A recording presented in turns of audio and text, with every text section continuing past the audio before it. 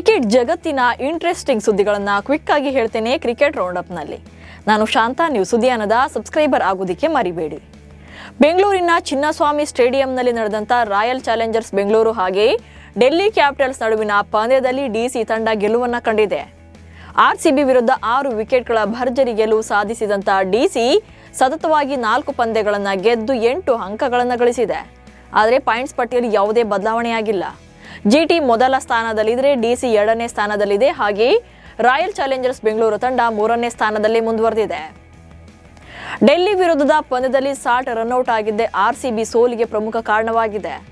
Phil Salt ಆರ್ಸಿಬಿಗೆ ಸ್ಫೋಟಕ ಆರಂಭವನ್ನು ನೀಡಿದರು. 3ನೇ ಓವರ್ ವೇಳೆಗೆಲ್ಲ 53 ರನ್ ಕಂಪ್ಲೀಟ್ ಮಾಡಿದ್ರು. ಆರಂಭದಲ್ಲೇ ಮೇಲುಗೈ ಸಾಧಿಸಿತ್ತು ತಂಡ. ಆದರೆ ಕೊಹ್ಲಿ ಮತ್ತು ಫಿಲ್ ಸಾಲ್ಟ್ ನಡುವೆ ಆದಂಥ ಗೊಂದಲ ರನ್ಔಟ್ನಲ್ಲಿ ಅಂತ್ಯವಾಯಿತು. ಸಾಲಿಡ್ ಫಾರ್ಮ್ನಲ್ಲಿದ್ದಂಥ ಸಾಲ್ಟ್ 37 ರನ್ ಗಳಿಸಿ ನಿರ್ಗಮಿಸಿದ್ರು. ಈ ರನ್ಔಟ್ ಆಗಿಲ್ಲ ಅಂದಿದ್ರೆ ಸಾಲ್ಟ್ ಮತ್ತಷ್ಟು ರನ್ ಗಳಿಸ್ತಾ ಇದ್ರು. ಫಿಲ್ ಸಾಲ್ಟ್ ರನ್ಔಟ್ ಆಗಿ ಒಂದು ಕಾರಣವಾದರೆ ಆರ್ಸಿಬಿ ಸಾಲಿಗೆ ಕೆಎಲ್ ರಾಹುಲ್ ಅವರ ಕ್ಯಾಚ್ ಕೈಬಿಟ್ಟಿದ್ದು ಕೂಡ ಮತ್ತೊಂದು ದೊಡ್ಡ ಕಾರಣ ಆಗಿದೆ. ಯಶ್ ದಯಾಳ್ ಎಸೆದ 4ನೇ ಓವರ್ನ 2ನೇ ಎಸೆತದಲ್ಲಿ ಎಕ್ಸ್ಟ್ರಾ ಕವರ್ನಲ್ಲಿ ನಾಯಕ ರಜತ್ ಪಾಟಿದಾರ್ ಆಫ್ ಚಾನ್ಸ್ ಅನ್ನ ಕೈ ಚೆಲ್ಲಿದ್ರು. ಒಂದು ವೇಳೆ ಈ ಕ್ಯಾಚ್ ಹಿಡಿದಿದ್ರೆ ಪಂದ್ಯದ ಗತಿಯೇ ಬದಲಾಗಿ ಆರ್ಸಿಬಿ ತವರಿನಲ್ಲಿ ಗೆಲ್ಲುವಂತ ನಿರೀಕ್ಷೆ ಇತ್ತು. ಬೆಂಗಳೂರು ತಂಡ ಸೋತ ಬೆನ್ನಲ್ಲೇ ಪಂದ್ಯ ವೀಕ್ಷಿಸೋಕೆ ಹೋಗಿದ್ದಂತ ಮುಖ್ಯಮಂತ್ರಿ ಸಿದ್ದರಾಮಯ್ಯ ಅವರನ್ನ ನೆಟ್ಟಿಗರು ಟ್ರೋಲ್ ಮಾಡಿದ್ದಾರೆ. ನೀವು ಪಂದ್ಯ ನೋಡೋಕೆ ಹೋಗಿದ್ರಿಂದಲೇ ಆರ್ಸಿಬಿ ತಂಡ ಸೋತಿದೆ ಅಂತ ಕಮೆಂಟ್ ಮಾಡ್ತಿದ್ದಾರೆ. ಆದರೆ ಇನ್ನೂ ಕೆಲವರು ಸಿದ್ದರಾಮಯ್ಯ ಅವರು ಬಂದಿದ್ದರಿಂದಲೇ ಆರ್ಸಿಬಿ ಗೌರವಾನ್ವಿತ ಮೊತ್ತವನ್ನ ಕಲೆ ಹಾಕಿದೆ ಎಂದು ಕಮೆಂಟ್ ಮಾಡಿದ್ದಾರೆ. ಬೆಂಗಳೂರು ತಂಡದ ಮಾಜಿ ನಾಯಕ ಕೊಹ್ಲಿ ಐಪಿಎಲ್ನಲ್ಲಿ 1000 ಬೌಂಡ್ರಿಗಳನ್ನು ಬಾರಿಸಿದ ಮೊದಲ ಬ್ಯಾಟ್ಸ್ಮನ್ ಎಂಬ ದಾಖಲೆ ಬರೆದಿದ್ದಾರೆ. ಡೆಲ್ಲಿ ವಿರುದ್ಧದ ಪಂದ್ಯದಲ್ಲಿ 4ನೇ ಓವರ್ನಲ್ಲಿ ಕೊಹ್ಲಿ ಕವರ್ಸ್ ಮೇಲೆ ಅದ್ಭುತ ಶಾಟ್ ಅನ್ನು ಆಡಿದ್ರು. ಇದರೊಂದಿಗೆ ಕೊಹ್ಲಿ ಐಪಿಎಲ್ನಲ್ಲಿ 1000 ಬೌಂಡ್ರಿಗಳನ್ನು ಕಂಪ್ಲೀಟ್ ಮಾಡಿದ್ದಾರೆ. ಕೊಹ್ಲಿ ಐಪಿಎಲ್ನ 249 ಇನ್ನಿಂಗ್ಸ್ಗಳಲ್ಲಿ 1000 ಬೌಂಡ್ರಿಗಳ ಮೈಲುಗಲ್ಲನ್ನು ದಾಟಿದ್ದಾರೆ.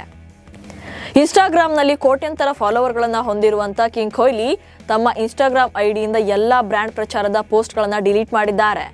ಇಲ್ಲಿವರೆಗೆ ಅವರ ಪ್ರೊಫೈಲ್ನಲ್ಲಿ ಅನೇಕ ದೊಡ್ಡ ದೊಡ್ಡ ಕಂಪನಿಗಳ ಪ್ರಚಾರದ ಪೋಸ್ಟ್ಗಳೇ ತುಂಬಿದ್ವು. ಕೆಲವೊಂದು ಬ್ರ್ಯಾಂಡ್ಗಳ ಪ್ರಮೋಷನ್ ಅವಧಿ ಮುಕ್ತಾಯ ಆಗಿದ್ರಿಂದ ಪೋಸ್ಟ್ಗಳನ್ನು ಡಿಲೀಟ್ ಮಾಡಿದ್ದಾರೆ. ಇಂದು ಚೆನ್ನೈನಲ್ಲಿ ಚೆನ್ನೈ ಸೂಪರ್ ಕಿಂಗ್ಸ್ ಹಾಗೆ ಕೋಲ್ಕತಾ ನೈಟ್ ರೈಡರ್ಸ್ ತಂಡಗಳು ಮುಖಾಮುಖಿಯಾಗಲಿವೆ. ಹಾಲಿ ಹಾಗೆ ಮಾಜಿ ಚಾಂಪಿಯನ್ಗಳು ಕಾದಾಟ ನಡೆಸಲಿವೆ. 5 ಪಂದ್ಯಗಳಲ್ಲಿ ಸಿಎಸ್ಕೆ ಕೇವಲ ಒಂದೇ ಒಂದು ಪಂದ್ಯವನ್ನು ಮಾತ್ರ ಗೆದ್ದಿದ್ದು 6ನೇ ಮ್ಯಾಚ್ನಲ್ಲಿ ಕೆಕೆಆರ್ ವಿರುದ್ಧ ಗೆಲ್ಲೋಕೆ ಕಾಯ್ತಾ ಇದೆ. ಗಾಯದ ಸಮಸ್ಯೆಯಿಂದ ಋತುರಾಜ್ ಗಾಯಕ್ವಾಡ್ ಐಪಿಎಲ್ನಿಂದ ಹೊರಬಿದ್ದಿದ್ದು ಅವರ ಸ್ಥಾನಕ್ಕೆ ಎಂಎಸ್ ಧೋನಿ ಅವರನ್ನೇ ಮತ್ತೆ ನಾಯಕನಾಗಿ ನೇಮಕ ಮಾಡಲಾಗಿದೆ. ಕ್ಯಾಪ್ಟನ್ ಆಗಿ ಧೋನಿ 212 ಪಂದ್ಯಗಳಲ್ಲಿ ತಮ್ಮ ಸಾರಥ್ಯವನ್ನು ಮುನ್ನಡೆಸಿದ್ದು ಇದರಲ್ಲಿ 128 ಪಂದ್ಯಗಳನ್ನು ಗೆಲ್ಲಿಸಿಕೊಟ್ಟಿದ್ದಾರೆ. ಹಾಗೆ 82 ಮ್ಯಾಚ್ಗಳಲ್ಲಿ ಸೋತಿದ್ದಾರೆ. ಇನ್ನು 2 ಪಂದ್ಯಗಳು ಯಾವುದೇ ರಿಸಲ್ಟ್ ಅನ್ನ ಕಂಡಿಲ್ಲ. ಇನ್ನು ಧೋನಿಗೆ ವಯಸ್ಸಾಗಿದೆ, ಮೊದಲಿನಂತೆ ಧೋನಿ ಮ್ಯಾಚ್ ಫಿನಿಷರ್ ಮಾಡ್ತಾ ಇಲ್ಲ ಅಂತ ನೆಟ್ಟಿಗರು ಟ್ರೋಲ್ ಮಾಡ್ತಾ ಇದ್ದಾರೆ. ಈ ನಡುವೆ ರಾಯುಡು ಖಡಕ್ ತಿರುಗೇಟು ಕೊಟ್ಟಿದ್ದಾರೆ. ನಾನು ಧೋನಿ ಅಭಿಮಾನಿಯಾಗಿದ್ದೆ, ಧೋನಿ ಅಭಿಮಾನಿಯಾಗಿ ಆಗಿದ್ದೀನಿ, ಯಾವಾಗಲೂ ಧೋನಿ ಅಭಿಮಾನಿಯೇ ಆಗಿರ್ತೀನಿ ಅಂತ ರಾಯುಡು ತಮ್ಮ ಸೋಷಿಯಲ್ ಮೀಡಿಯಾದಲ್ಲಿ ಪೋಸ್ಟ್ ಮಾಡಿದ್ದಾರೆ. ಇಂದಿನಿಂದ ಪಾಕಿಸ್ತಾನ ಸೂಪರ್ ಲೀಗ್ಗೆ ಅಧಿಕೃತ ಚಾಲನೆ ಸಿಗಲಿದ್ದು ಇಸ್ಲಾಮಾಬಾದ್ ಯುನೈಟೆಡ್ ಹಾಗೆ ಲಾಹೋರ್ ಕ್ಯಾಲೆಂಡರ್ಸ್ ತಂಡಗಳು ಶುಭಾರಂಭ ಪಂದ್ಯದಲ್ಲಿ ಮುಖಾಮುಖಿಯಾಗಲಿವೆ. ಇದೇ ವಿಚಾರವನ್ನು ಮುಂದಿಟ್ಕೊಂಡು ಐಪಿಎಲ್ ಅನ್ನ ಟೀಕಿಸಿರುವಂತ ಪಾಕ್ ವೇಗಿ ಹಸನ್ ಅಲಿ, ನಮ್ಮಲ್ಲಿ ಉತ್ತಮ ಪ್ರದರ್ಶನಗಳು ಕಾಣೋಕೆ ಸಿಕ್ಕರೆ ಎಲ್ಲರೂ PSL ನಲ್ಲಿ ಮಾತ್ರ ನೋಡ್ತಾರೆ, ಆಗ ಐಪಿಎಲ್ಗೆ ಪ್ರಾಮುಖ್ಯತೆ ಇರಲ್ಲ, ಐಪಿಎಲ್ ಬದಲಿಗೆ ಎಲ್ಲರೂ PSL ನೋಡ್ತಾರೆ ಎಂದು ಹೇಳಿದ್ದಾರೆ. ಇದು ನೆಟ್ಟಿಗರನ್ನ ಕೆರಳಿಸಿದೆ. ಇವಿಷ್ಟು ಇವತ್ತಿನ ಕ್ರಿಕೆಟ್ ರೌಂಡ್ ಅಪ್ ಸುದ್ದಿಗಳು. ನಮಸ್ಕಾರ.